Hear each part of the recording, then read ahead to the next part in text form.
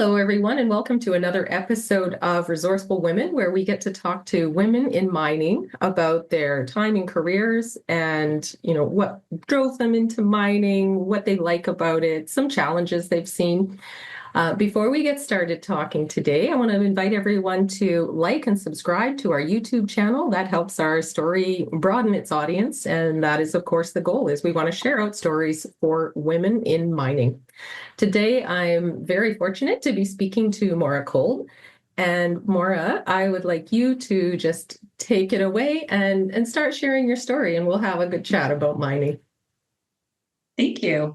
My story, it's kind of interesting how I got into mining. It certainly wasn't, something I thought growing up as a little girl that I was going to go and explore Canada and be looking for gold. But I grew up actually in upstate New York. So people hear that and they're like, well, how did you end up in Northwestern Ontario, which is where I've lived about 20 years now. So it's there's a couple steps to this story.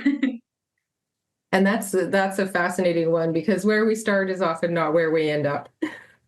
Isn't that the truth?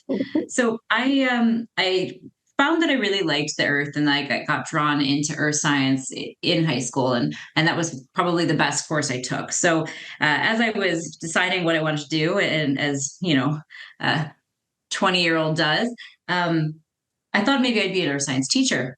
But I was really most interested in the geology classes. And so I ended up getting my undergrad degree in geology in a university in upstate New York. And on one of our field trips for metamorphic geology, the professor there mentioned an opportunity that one of his old professors from his master's was looking for someone to study shear zone hosted gold.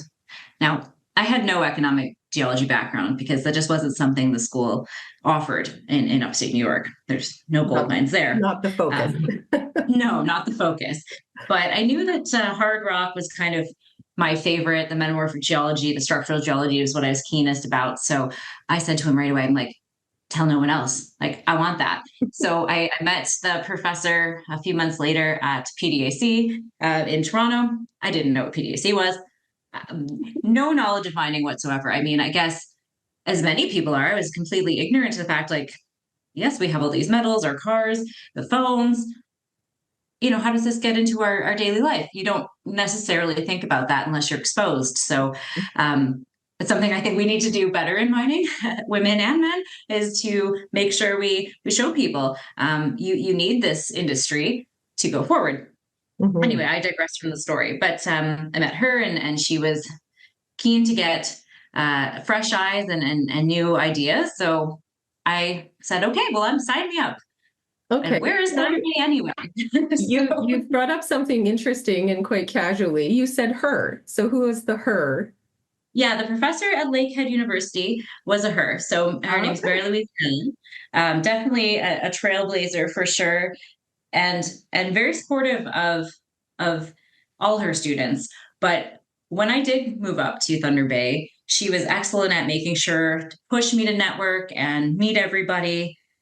And it was just amazing what a great community I found myself in, for so many mentors that could kind of help direct and being in Thunder Bay, you're kind of in the heart of mining. There's a lot of geologists. You go out to eat anywhere and you run into someone that works in mining and exploration. So that's so true.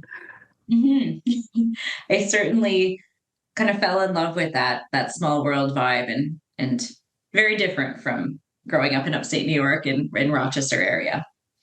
When you first got there, you said you were a 20-year-old, and were you just 20 when you got to Thunder Bay? No, when I was thinking about what I wanted to do when I grow up, okay. I was in university in the US. I moved to Thunder Bay when I was 23. So I had just graduated from my undergrad in earth science, focusing in geology.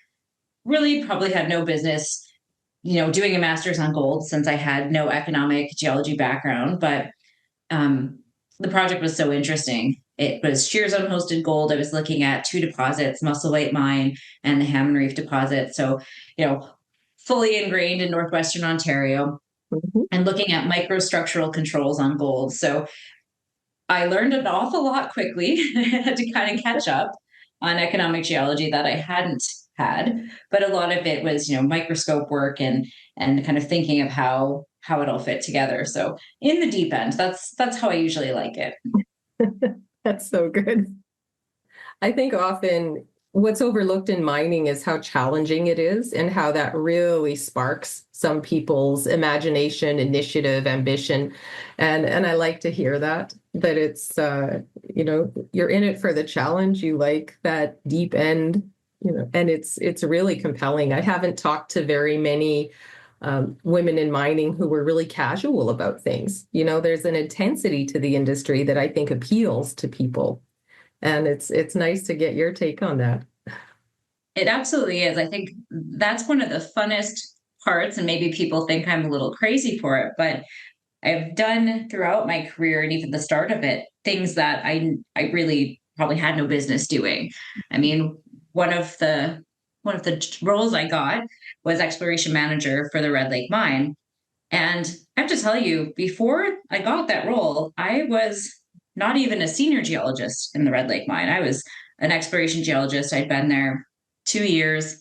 Right after having my son, I got a job interview there. We were in a downturn in 2013, but Red Lake was active. They were putting in their high speed tram. They were actually ramping up when most things were shutting down. And I had I had lost my consulting job because I was 9 months pregnant. And they didn't really think I was going to go in the field and want to keep going. So yeah, you have to kind of jump on these things. And be a little bit brave. Get Yeah, out of your comfort zone for sure. I know So I'm a big fan of cartoons. I think they're wildly creative. And one of my favorite things comes from The Incredibles.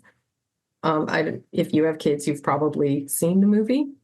yeah. And it's the one where the little costume designer says, luck favors the prepared, darling. And it's just something that resonated with me so deeply that I see it and I hear it in many people's stories. It's like luck favors the prepared and also the people who are willing to say yes. So as you said, you were prepared and ready to say yes to that. So freshly off or like freshly as a mom, you were starting a new role as exploration manager. And how did that go for you?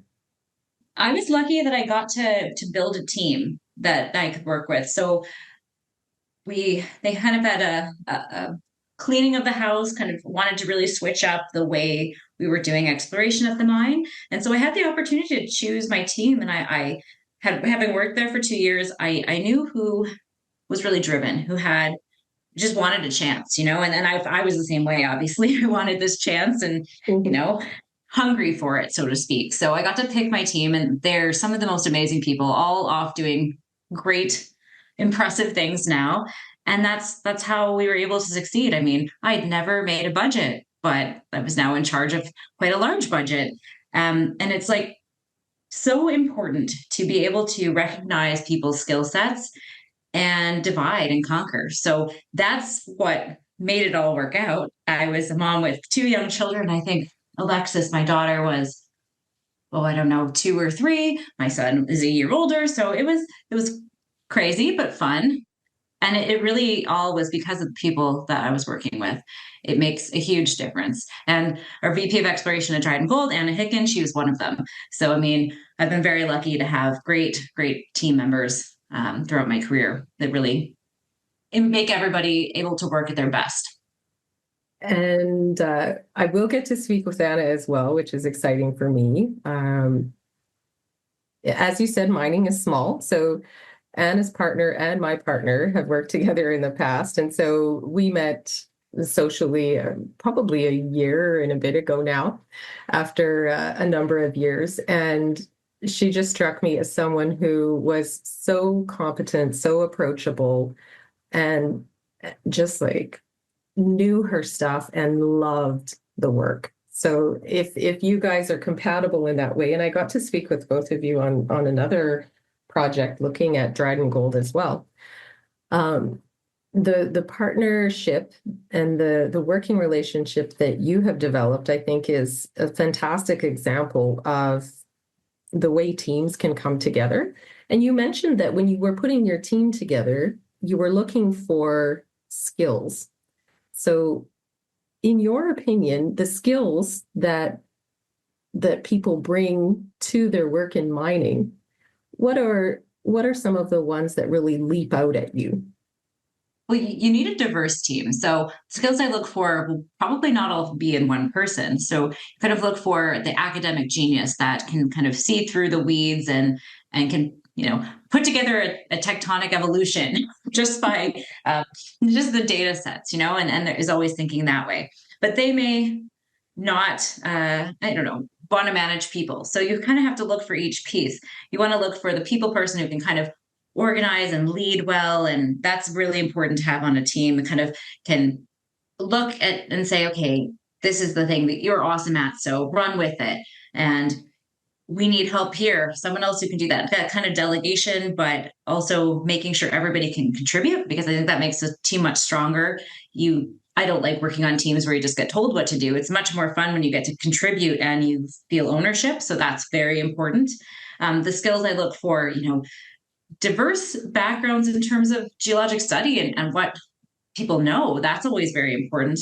And I always make this joke about Anna and I, but I'm a big picture thinker. I like to delegate. Anna likes to look at the details and make sure that I don't fly off into outer space is what I usually say. But you kind of need that yin and yang in a team to Mhm.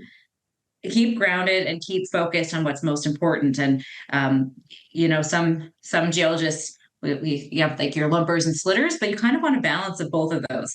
And for those that don't know what lumpers and splitters mean, it's like the people that look and simplify everything down to the simplest answer, and then those who make it as complicated, all the different rock units, all the things, very much want to look at every detail. So you kind of need a balance of both. So Mhm. I look for that kind of complementary skill set in the teams, and yeah. And when people are successful on your team, if I can extrapolate from what you're saying, they they don't need to do everything. They need to do their thing, but they also need to be able to, contribute and work well together. Is that a fair assessment of what makes you guys successful? Absolutely, absolutely. Through communication, and something I've always found that you don't always see, but I think makes a team much stronger, is a bit of transparency. It really goes with all relationships, frankly. But if you can be as transparent as possible about the goals, objectives, how everybody's roles and jobs integrate, it just makes for a much stronger team because everybody's bought in. They understand why their aspect is so important to the overall goals.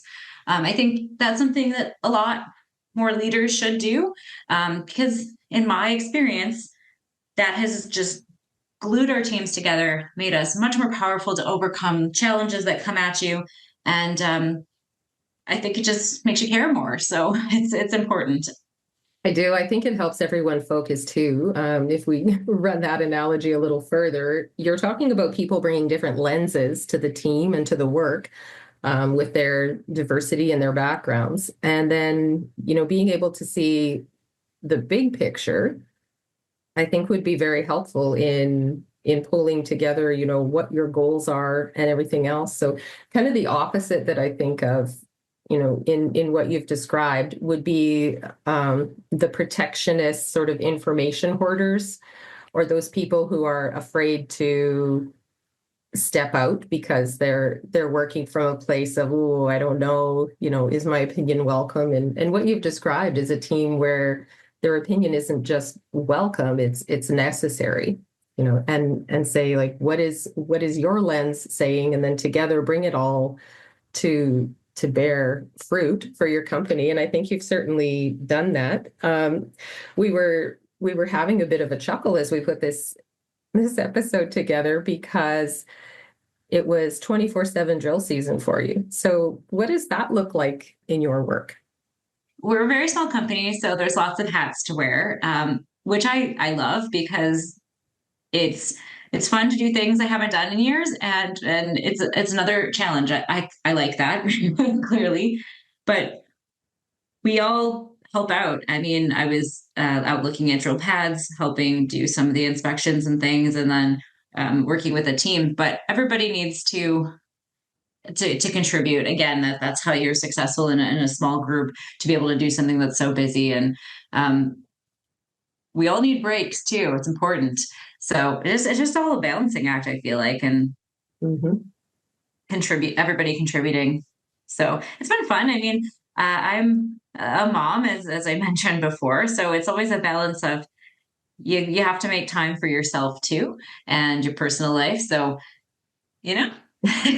I do, yeah. And I was talking with someone else recently, and we were talking about seasons, where it's, you know, career moves through seasons no matter who you are. You know, you're the young one, you're the mid-career, you're the mid-late career, the mentor, the succession planning, and all those things, and all those different seasons. And I think in life as well, the seasons are important too. And you mentioned renewal. So in your work, how do you manage to get that renewal as a president of a smaller company?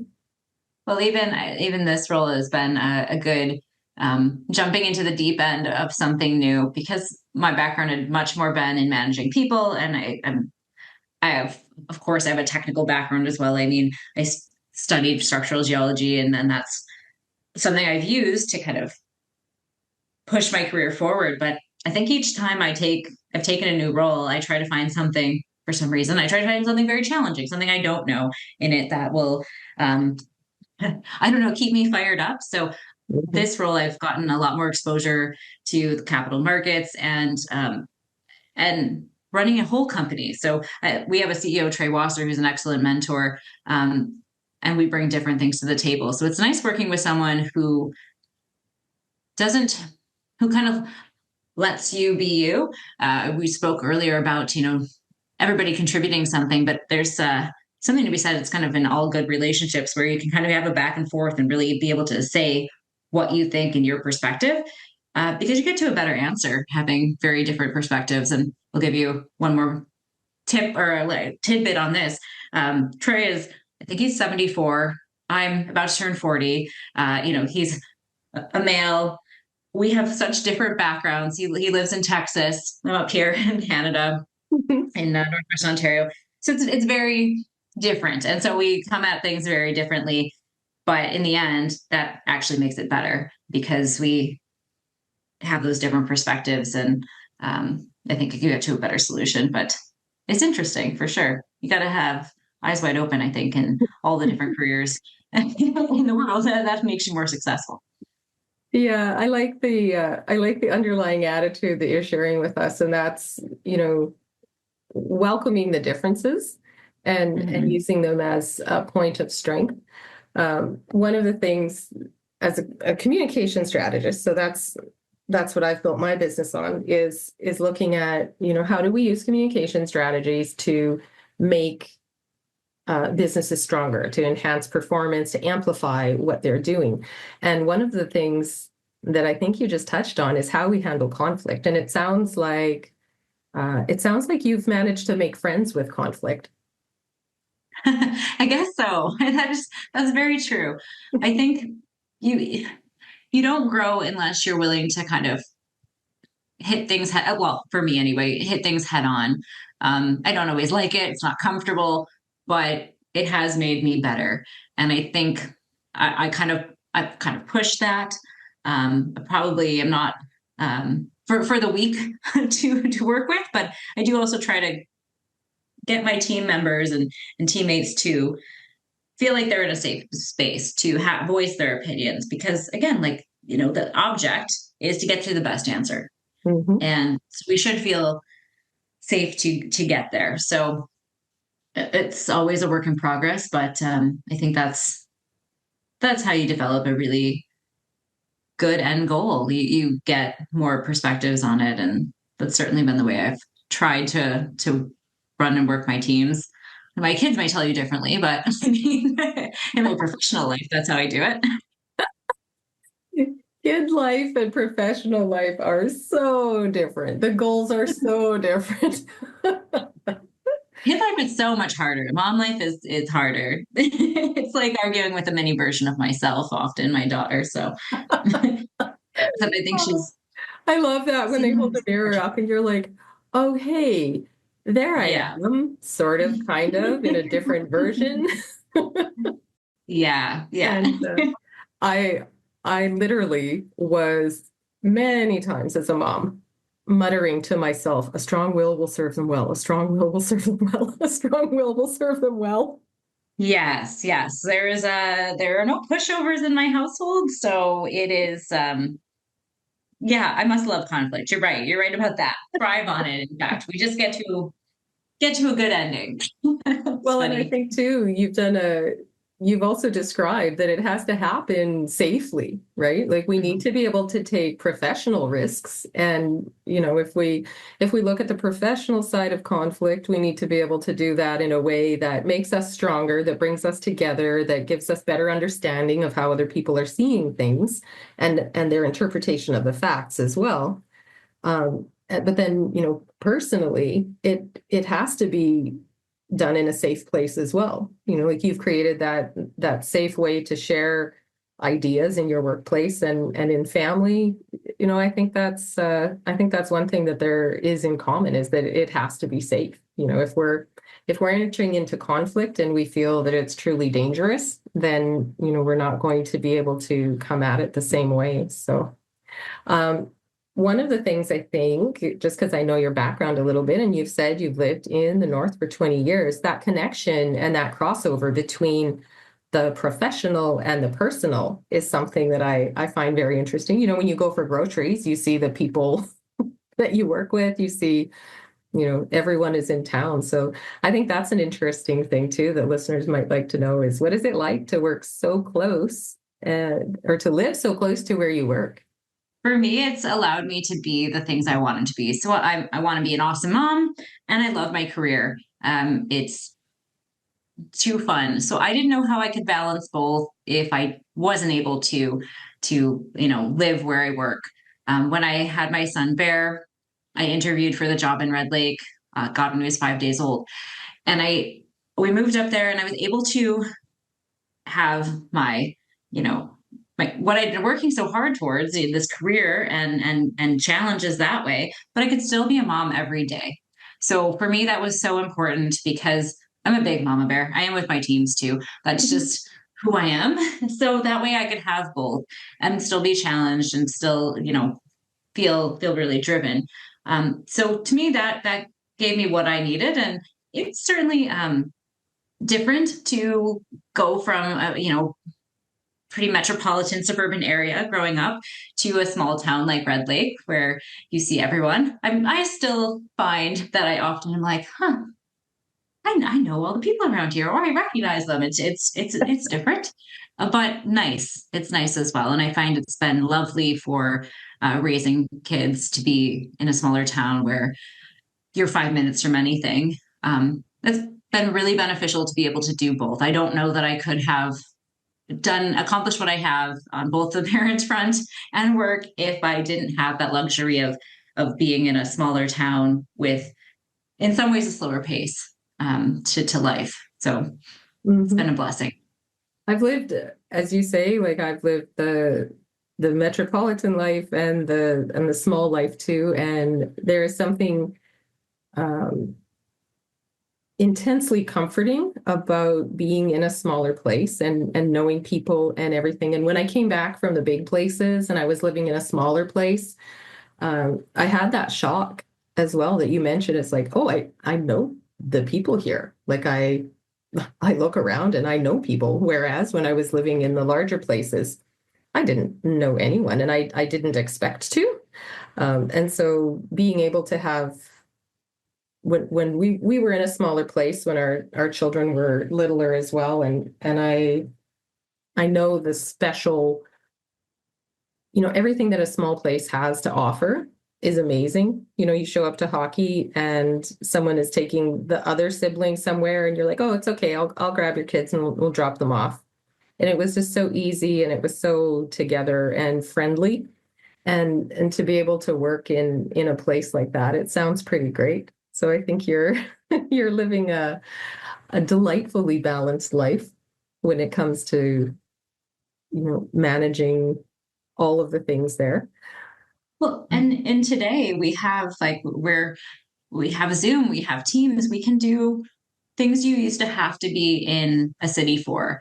I mean, we're a virtual company. The CEO is in Texas and I get to see him in person, but not but we still talk all the time. And it's just so powerful. I think that's a positive that came out of COVID is that people can get a lot of work done from their home and get a little bit more balance that way. And it's awesome. I have to say, I mean, that allows me, even in this role now, to be able to still do things that most people would think I'd have to go move it to Toronto or Vancouver for, but I can still do that from Dryden. And I'm very lucky to have that balance because again, being a mom is important to me.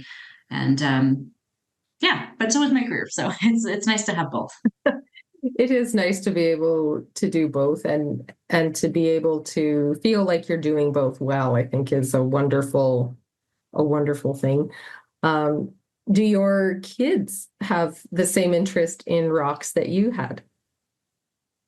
No, they do not. No?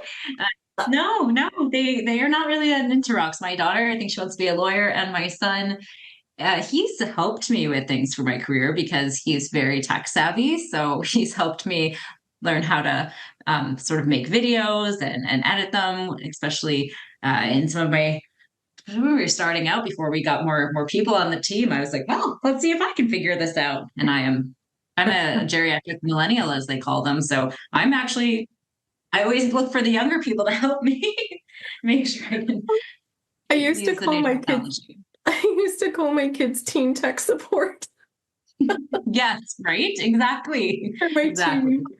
I was like, so what about this? And then I once had my middle son say to me, something, something, do you know what that is? And I was like, yeah, thanks for asking though. Well, sometimes I don't. So, yeah, that's so funny. Yeah. And then I said to him, yeah, I got that part figured out, but thanks. I was like, I was the only girl in my computer classes. He was like, they had computer classes? I was like, Yeah. oh, my child. That's funny. That's something we haven't really talked about. And I think I would love to mention that. Like I've been very lucky to have diverse teams with men and women. And I have had certain employers that or different other professionals I've met that come in and look at me and like they're very serious when they say this, like, how did you get the women to work here? Which I kind of laugh because I just think, wow, it seems normal to me because they've been able to have these diverse teams and I don't even think about it. But I've been lucky to get opportunities where I could kind of grow my own team. There have been other roles that I've had that you don't feel like you're in a safe space and there isn't that opportunity and going into this more capital market side I definitely get asked more often oh curl power and this and that but I think I'm just going to keep breaking through that and kind of sort of almost enjoy the shock and awe like when the people come to a booth and I'm standing there and they're like oh you must be IR. They don't expect me to be what I am. I I love kind the of almost, surprise of that. yeah, I kind of enjoy that. Maybe that's not, a great quality, but kind of enjoy surprising them and then, you know, having so much to say. But I think the lovely thing about surprising people is that you learn something about them, but I think they learn something about themselves as well. And it's like, is this surprising to you? If so, why? What an interesting Mhm. thing that you're shocked by the fact that a woman is leading this operation. Mhm. And it's been nice to see more and more. Like I certainly when I started out, I might have been the only female at certain sites I went to, but I didn't let that turn me off. I know I've talked to other females that have not felt that way, and I can definitely see it being intimidating. I guess I'm a bit of a bull in a china shop, so I never let it bother me because I already was just too busy just being in the deep end, making sure I was going to succeed at whatever I did. So I just chucked it up to other challenges. But I think it's very important that we support everyone on our team to feel comfortable. And that's something that I see more and more now, as I talk to other women in mining industry, that it is improving, but there's definitely still a ways to go. I think so. And it's interesting to me too that, I think there's a thread of connection in being able to work remotely, being able to have a diverse team. Do you think the ability to work in a post-COVID era is allowing you to access talent more readily? I think so, absolutely, because it gives us the opportunity to be, well, to work people's life. It's so rigid with certain rotations and things, but when we can just work around the work that needs to get done and people's personal life as well. I think we can develop a better balance, and I think that makes it more of an inclusive workplace, because otherwise you have to decide. Like I said, one of the reasons I loved living in these small communities was that I didn't have to decide whether I was a mom or I was going to be a geologist. I could be both. Mm-hmm. I'm taking a little while to fully soak all of that in. And it's really, I think it's a little bit unique. And I haven't spoken to very many women who get to live and work in the same place and stay in mining. So I think, being in a mining zone itself is very interesting. I spoke with someone earlier in Ecuador, and she was able to stay local as well. So I'm really thrilled to hear that's a possibility, for people. If you're in the zones, if you're willing to say yes, if you're willing to, live that smaller community life, that there's a lot of benefit to it. I was going to say, and being able to do so much digitally, you don't have to be away as much necessarily, and that can be really beneficial too. So no, it's exactly what's on my mind, is the digital connection, and that, the connectivity to the community, to the work, and to life as well, right? It's where we work because we like it, because we need to. It's rewarding intrinsically, and a lot of what you've touched on reminds me of some of my favorite authors, the ones who talk about drive, and that it's intrinsic, and we can tap into people's intrinsic motivation to work. That a challenge met, a challenge overcome. All of these things. When you were talking about the deep end, that was sort of swimming around in the back of my mind as well. That we like the challenges, we like the intensity, and it's, work is a lot, but it's not everything. And I think sometimes we overlook the positives of work. I mean, if we're on social media, we say, oh, Monday's such a drag, and all the rest of it. But for the people who are doing work that they really enjoy, I think it's an amazingly intrinsically motivating thing to go out and find that. There's, the geologists that I've met are kind of explorers as well. And you get a lot of time to be out in the field still? In this one, I get to make time to do it, and I think it keeps me. So of course, part of the role is talking to investors. Part of it is I get to be a geologist, and part of it is also that speaking with communities and explaining what we're doing here to First Nations, to the Dryden community, to like the public at large. And I think that being here at site, still doing some of the field work when I can, and just for fun sometimes, it just keeps me relevant and in touch with what's going on. And so I really, really like that. And again, gives me some more challenges. Can I remember how to do this? That sort of thing. But I think it's very important to show that I really know especially when I'm speaking with First Nations, that I really know what we're doing and what our impact is. So I can explain it well. And again, it kind of goes back to transparency. It's building relationships. That's the same thing with teams. It's so important to have a real, true relationship. and that's my opinion. I guess not everybody has it, but I think that you need to have a little bit of that vulnerability. People know who you really are.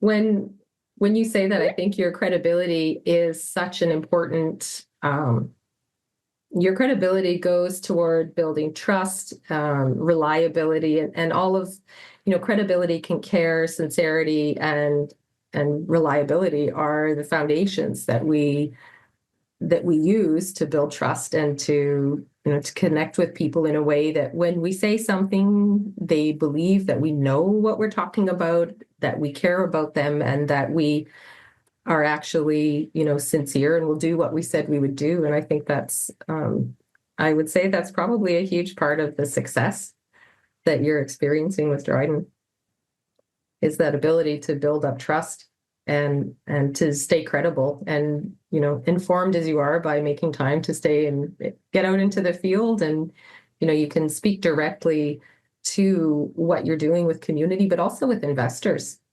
There was one little connection that I was hoping to explore more, and that is taking what you know from the field and from your team to investors at all of these different events. I'd like to hear what that does for your company.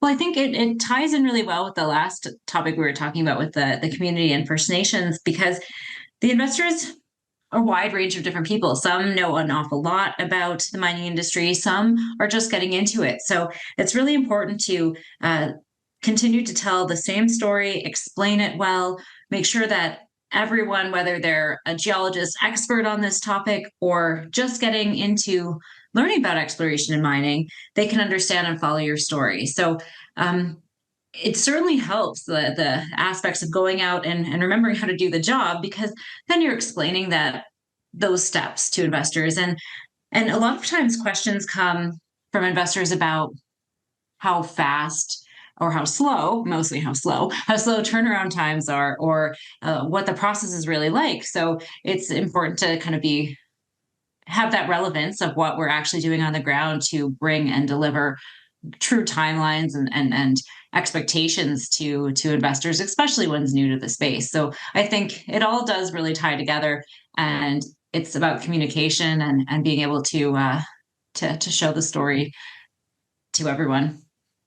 And I think that I would anticipate that all of the people that are hearing from you are, appreciating the reality of what you're bringing to it, along with your understanding of, the project, the area, the zone, the geology of it at a macro and a micro level. I was remembering earlier, you're saying you're looking at it in a microscope, and I think being able to explain it from all of those different perspectives, I would imagine adds a lot of credibility when you're speaking to investors. Are there some questions that they come to you with that are, the really expected questions, like you said, about the timelines, but are there some unexpected questions that investors have brought to you or that community members have brought to you that have really, caught you by surprise?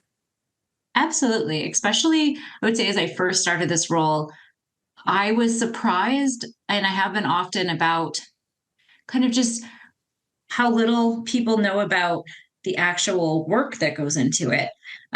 They may understand kind of the end game or what a good assay value is, but just how the workflow actually is. And so it still always surprises me when someone who is investing in the space has a pretty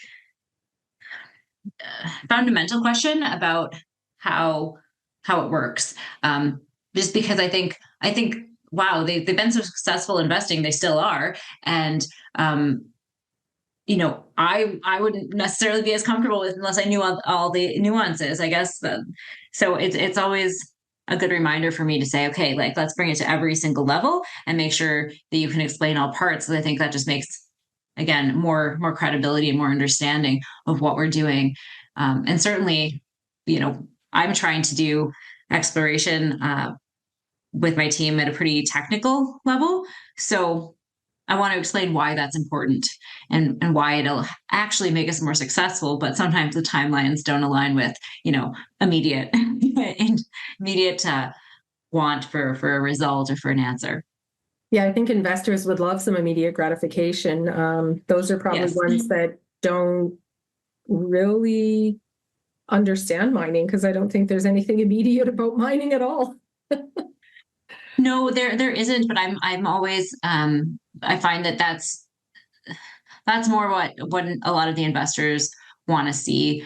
Certainly more retail and people that are kind of dabbling in lots of different junior mining. They kind of expect like things to be really quick, and then others know that it's a long game. But I still always like get surprised.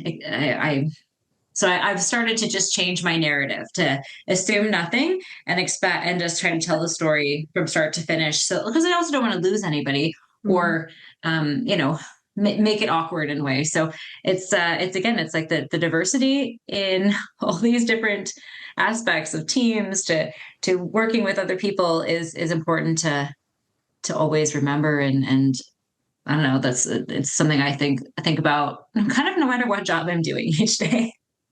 What are some of the takeaways? Yeah. And that everyone comes with something different. You know, community members come with different knowledge, investors come with different knowledge. And if I'm going to be frank, community members have gaps in their knowledge. Investors have gaps in their knowledge. And I think, you know, the amount of data that you're able to generate on your project is something that's going to help fill in those gaps. And, you know, you're certainly aware of how you work. And I think that being able to translate that for the community and say, you know, here's where our programs are going, here's what we're doing. And then, you know, they're able to see exactly how you operate, exactly how you mobilize, how you demobilize, you know, what does it look like when you're done exploring in an area and that sort of thing. Are they able to, you know, there's a obviously across Canada, you're not unique in that you're working on, you know, traditional Indigenous territory. Do you have programs as well that allow people to, you know, I know that you have access to the land and to those things, but you were talking about the transparency. And I think that, you know, that's kind of a special part of how you work is that you're really transparent with community. So I'm going to give you a chance to talk a little bit about that as well.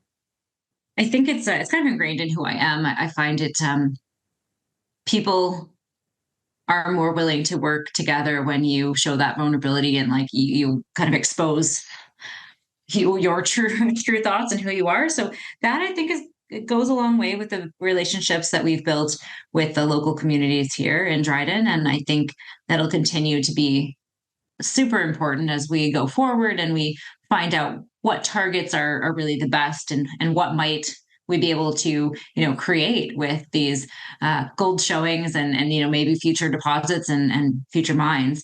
So I think it's a very important thing to keep building on. And I've found in my personal life when people aren't very transparent or seem closed off, I don't want to work with them. So I certainly try to, be the opposite of that in my relationship building and my team building and just like in general my life. But I think I found that that's been a kind of a breath of fresh air is the feedback I've gotten. So I'm going to keep doing it. We'll see how it goes. That's great. I think, there's so much to be said for that approach, from a communication strategy, from a business strategy, from, essentially when we boil it down, being a good corporate neighbor and being a good person in the world, doing things well.